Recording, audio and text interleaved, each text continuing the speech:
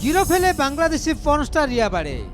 बांग्लादेशी नागरिक सत्वे भारत में जाली दस्तावेज बल तैयारी करथिले फेक आधार कार्ड पासपोर्ट। आ दीर्घ वर्ष धरी भारत में रहते शेष में महाराष्ट्र थाने पुलिस तांको गिरफ करिछि। गिरफ 8 जन बांग्लादेशी महिला भितर अच्छा रिया। एमाने समस्ते जाली दस्तावेज बल बेआईन भाव भारत में रहते। एमानक भितर 7 जन महिला को नवी मुंबई गिरफ करा जायतिला बेले रिया को थाना अंबरनाथ सहर गिरफ करा जायछि। रिया ओरफ आरोही विरुद्ध में वर्षक तल अभियोग पाइथिला पुलिस। भारतीय नागरिक भाव विभिन्न प्रमाणपत्र को जांच भी चली तदंतर जमापड़ा जे अभियुक्त रिया बांग्लादेश स्कूल ट्रांसफर सर्टिफिकेट सह पश्चिमबंग नॉर्थ 24 परगना जिलूर जन्म प्रमाणपत्र कारसादी कर हाथी। एसबू दस्तावेज को व्यवहार कर से अन्य शिक्षागत प्रमाणपत्र आधार कार्ड और पासपोर्ट करने को सक्षम होते। रिया प्रमाणपत्र जांच लगी पठा जाइथिला। जन्म प्रमाणपत्र स्कूल लिविंग सर्टिफिकेट और पासपोर्ट रे जन्मस्थान अलग अलग थिला।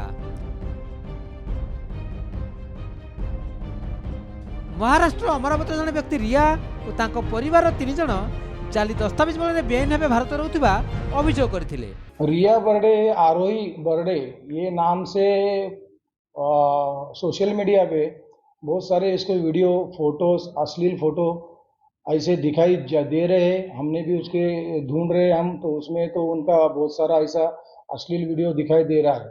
लेकिन उसका जो पॉर्न स्टार जो है उसके बारे में जांच चालू है। अभी तक उसकी गहरी चौकसी करनी बाकी है। उल्लासनगर हिल लाइन पुलिस रिया को गिरफ्त करिछि। रिया को माँ भाई और भौणी को पुलिस खोजुछि। रिया निज माँ अंजलि ओरफ रूबी शेख, भाई रविंद्र ओरफ रियाज शेख और भौणी ऋतु ओरफ मुनीष शेख भारत में बेआईन भाव रहते। भारत में अवैध रूप रहिबारु रिया को गिरफ्त कर जिते कोर्ट में हाजर कराइथिला सेतेबेले 7 जन वकिल प्रतिनिधि दल रिया को सपक्ष में बाहरी। रिया को केउ आधार में बांग्लादेशी प्रमाणित कराउछि बोली तर्क रखिथिले।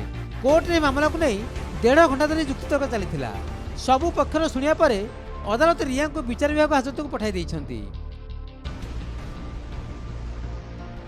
फॉर फिल्म इंडस्ट्री रिया ओरफ आरोही बाड़े बन्ना शेख नारे बेस परिचित। रिया को माँ अमरावती अरविंद बाड़े को विवाह करथिले।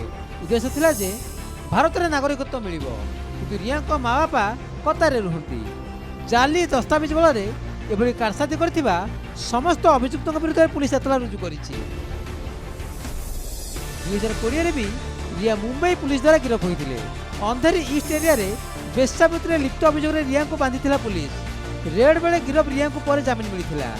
रिया कौन देश विरोधी गतिविधि में लिप्त अछंती कि नहीं तार छानबीन जारी रखिछि पुलिस। सेपटे मेघालय रे भारत को अनुप्रवेश कर अभियोग 10 जन बांग्लादेश को बांधिछि पुलिस। ब्यूरो इनपुट सह प्रदीप नायक रिपोर्ट नक्षत्र न्यूज।